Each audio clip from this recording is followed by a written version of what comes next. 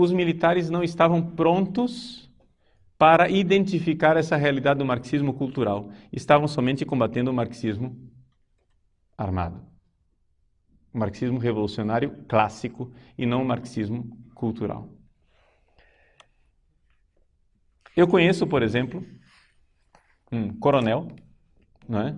Que é de Cuiabá, e ele, na época, servia o exército durante o período do governo militar.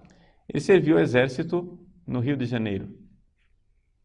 E ele foi incumbido de ir com um destacamento na casa do Dias Gomes e da Janete Claire, dois escritores de novela da Globo,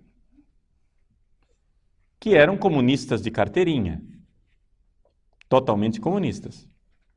Ele recebeu a missão de entrar na casa deles e averiguar se havia ali armas e livros revolucionários. Livros revolucionários que ensinassem a luta armada, como o Manual de Guerrilha do Marighella e Companhia Limitada, esse tipo de livro que ele procurava. Não acharam nada e foram embora para casa. Ora, esse episódio, que eu conheço o protagonista, o coronel que foi lá e fez isso, esse episódio é narrado pelo próprio Dias Gomes na sua autobiografia. Quem quiser averiguar, né, existe uma autobiografia de Dias Gomes, publicada pela editora Bertrand do Brasil, chama-se Dias Gomes, : apenas um revolucionário. Apenas um subversivo, perdão. Dias Gomes, apenas um subversivo. Onde ele narra a história dele. E ele mostra como, se aproveitando do liberalismo dos militares e do liberalismo do capitalista Roberto Marinho, ele conseguiu colocar nas novelas da Globo toda a agenda cultural marxista. Por exemplo, a primeira novela que ele fez, na década de 70, ele abordou o tema do divórcio, que, segundo ele, palavras dele, naquela época no Brasil ainda era um tabu. O que ele fez? Ele fez uma novela onde uma personagem é injustiçada com um marido que é um calhorda, sem vergonha.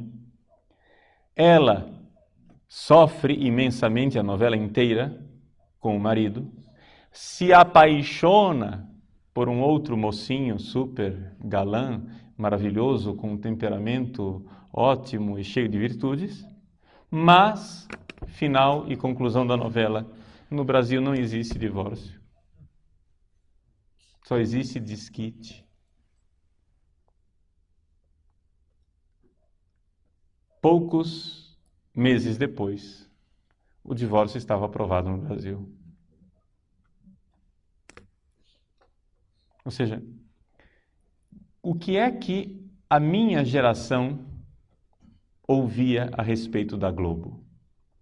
Que todas as imoralidades e sem-vergonhices que eram transmitidas pelas novelas da Globo eram fruto da sociedade capitalista decadente, porque Roberto Marinho era um capitalista e era o capitalismo quem estava promovendo toda aquela pouca vergonha, destruindo o cristianismo. Foi isso que eu ouvi quando era criança. Foi isso que eu ouvi quando era adolescente dos meus professores. Que as novelas da Globo eram expressão da sociedade decadente capitalista americana que entrava no Brasil e estava destruindo as famílias brasileiras pelo imperialismo da Globo. E, no entanto, hoje nós sabemos que tanto Dias Gomes como Janete Claire, os dois maiores escritores de novelas da Globo, eram comunistas, réus confessos, porque na sua autobiografia Dias Gomes mostra como ele quis promover os valores culturais do marxismo cultural.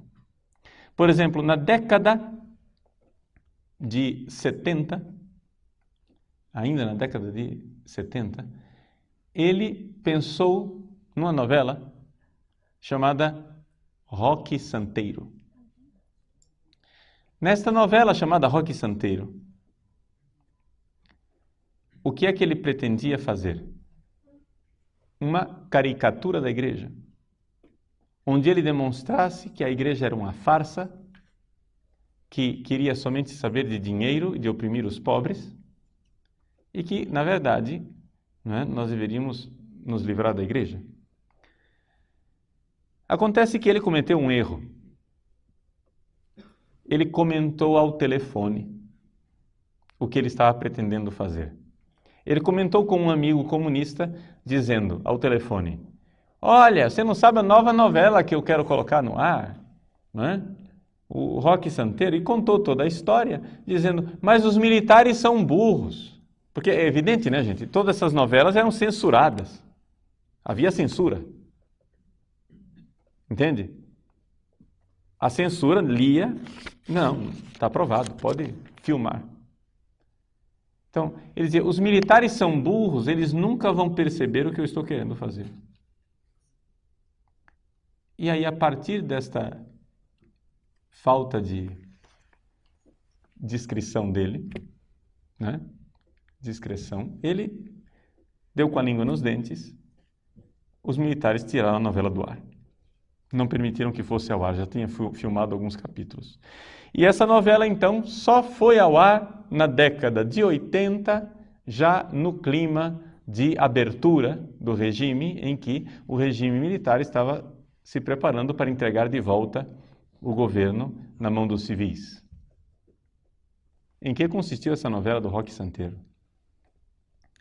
A novela consiste mais ou menos no seguinte: existem dois padres. Um padre chamado Padre Albano, que é um padre da teologia da libertação. Manga de camisa, aberto, aos pobres, sensível. E um padre chamado Padre Hipólito, de batina, velho, conservador. Esta contraposição dos dois padres, o Padre Hipólito é aquele que governa a paróquia, e a paróquia tem um negócio, ganha bastante dinheiro, ao redor do mito de um tal de Roque Santeiro, que teria sido um mártir, um sujeito que morreu e que fazia milagres. Então a paróquia ganhava dinheiro vendendo as lembrancinhas do Roque Santeiro e companhia limitada. Acontece que no meio da novela o Roque Santeiro aparece vivo. Então se revela claramente a farsa da igreja conservadora, que criou um mito e que ganhava dinheiro em cima de um mito, de uma falsidade ideológica. Nesse ínterim, o Padre Albano se revela muito sensível com os pobres, mas também se apaixona por uma das personagens e resolve deixar o sacerdócio. Essa é a história, basicamente, da novela. Então, esta novela era programática, tinha um programa, tinha algo para ensinar ao povo. Não é? Ensinar através de uma historinha, uma verdade de valores, né? Invertidos. E isso aconteceu durante, não é, décadas e continua acontecendo ainda hoje. Ainda hoje as novelas, não somente da Globo, mas as novelas do Brasil, são feitas exatamente para levar à frente, no nosso país, a revolução cultural, programática e pensada pela Escola de Frankfurt, por Gramsci e por Companhia Limitada, todos os marxistas culturais.